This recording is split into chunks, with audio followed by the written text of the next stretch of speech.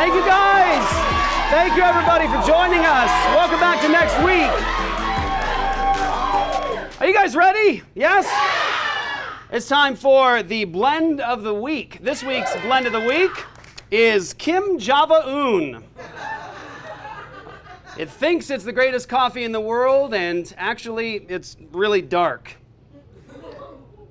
with a lot of daddy issues. What this one is here. All right, everybody.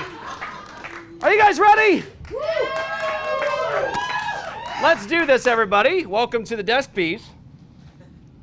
Gotta love that un. Okay. Today's theme is called U.S. federal laws. Actually, sorry, I didn't say that right. Let me say it again. Today's theme is called dumb and unnecessary laws. When it comes to laws in this country, we tend to look at the president. But our president is Trump, and he tends to look at himself. One thing we can all agree on about Donald Trump is that he loves himself. I'm very highly educated. I know words. I have the best words. I have the best people. I have the best courses in the world. Trump steaks are by far the best tasting, most flavorful beef you've ever had. It's the best of the best. Where has all the time gone? We're almost a full year into Donald Trump showing us what King Nebuchadnezzar would be like today. You read the book of Daniel. Read it. And try not to imagine Trump every time Nebuchadnezzar comes into the story. I'm a magnificent king. I'm going to build the most beautiful statue you've ever seen in your life. And most of it's going to be gold-plated. I'm also going to make people bow down to it, specifically 3 people.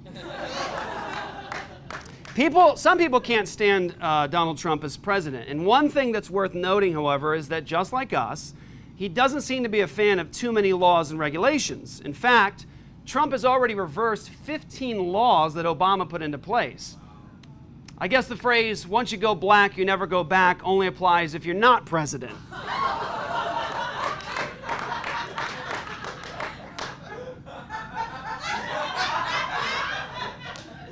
And you have seen what's happening with regulations.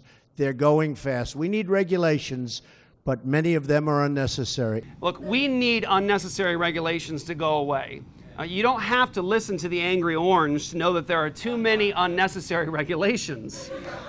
There's an insane amount of laws in this country. In fact, there are about 20,000 laws just governing the use and ownership of guns. Man, if we only had a Second Amendment, if that only existed, right? We wouldn't need any of those laws, right? That's too bad. I mean, there are so many federal laws that on average, we unintentionally break about 3 of them every single day. It's just like the old saying, 3 dumb laws a day help free medical keep the doctors with decent health care away. It does. There are so many laws, we don't even know half of them. And yet today, secular America says that they don't want to serve God because he just has too many rules. However, the Old Testament, it is estimated, only has a little over 600 laws, and a good chunk of them are only about skin conditions. But in this country, we've fallen so far away from God, and we don't display wisdom or intelligence. I mean, we display a love for control. I mean, that's in our identity, right? For instance, it is illegal, this is the truth, it's illegal to go whale hunting in Nebraska. Just think about that one, guys. And to help you process that, let's go to a map of the U.S. Let's go to that map. Okay. Now, Nebraska's close to the ocean, right? And so that makes sense that there would be whale hunting prohibited. Actually, that's New York City. Here's Nebraska, right there on the coastline. There it is, right? I'm sure there's plenty of whale sightings and whale hunting there. No, wait, that's Oregon.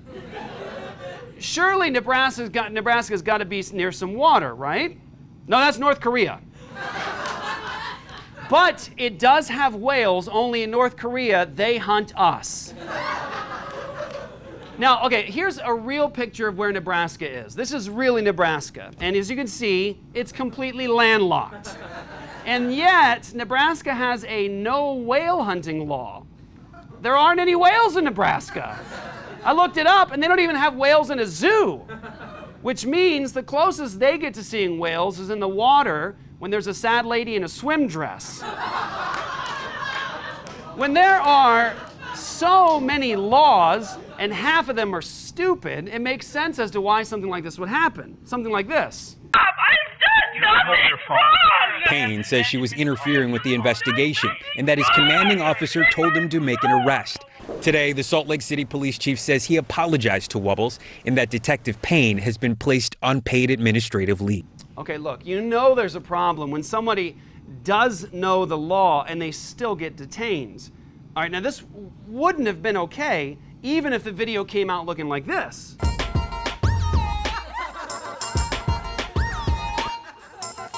Yeah, still not okay, all right? The nurse did her job and even expressed the law. She told him what the law was, what the rules were, but she still got detained. And the only blonde that was supposed to get arrested this year was Hillary Clinton. Remember that? I do.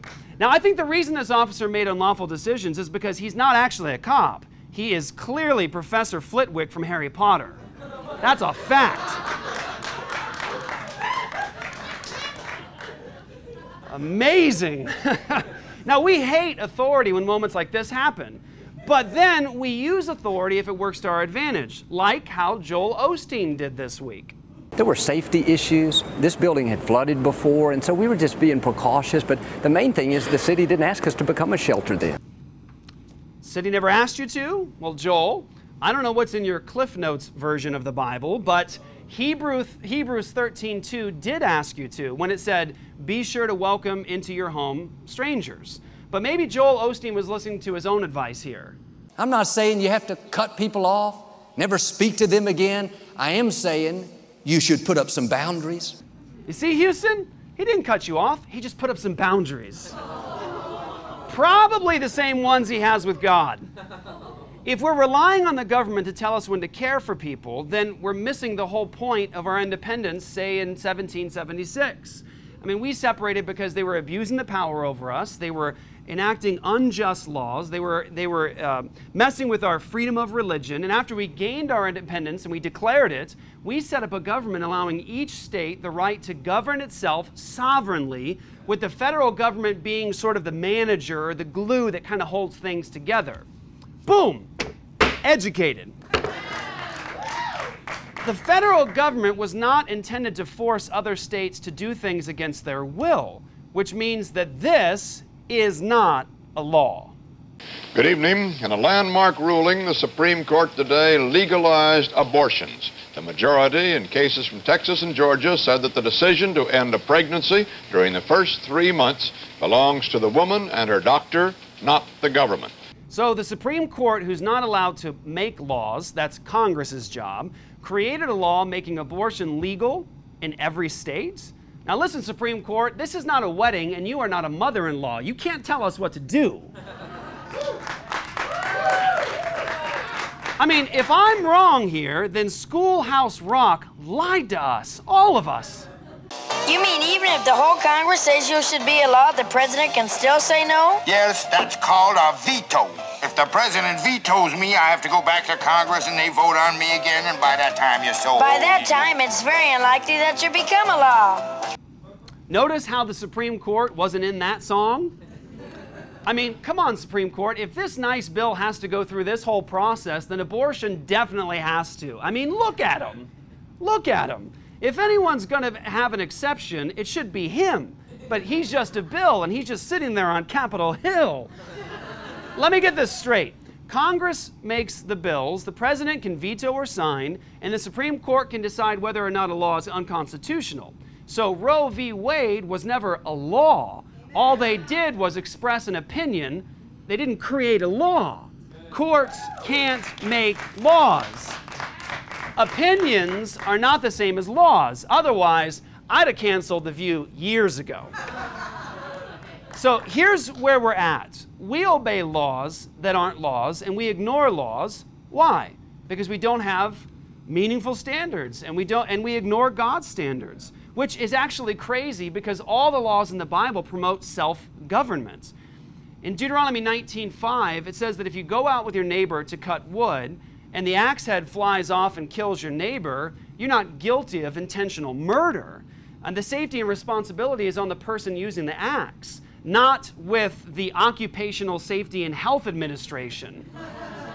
In closing, guys, here's a video of a cat. Yeah,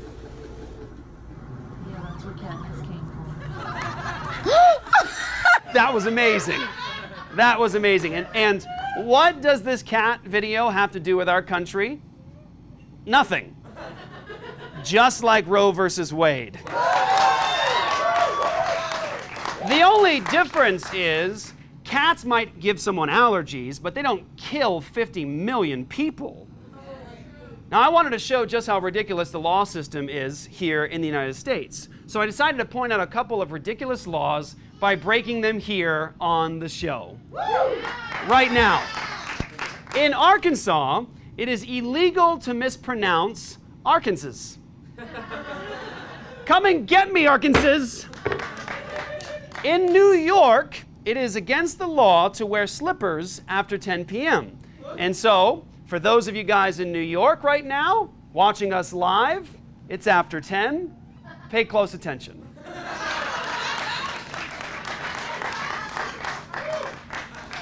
Just me and my bunny slippers. Come and get me, New York! In Alabama, it's illegal to wear a fake mustache that causes laughter in a church.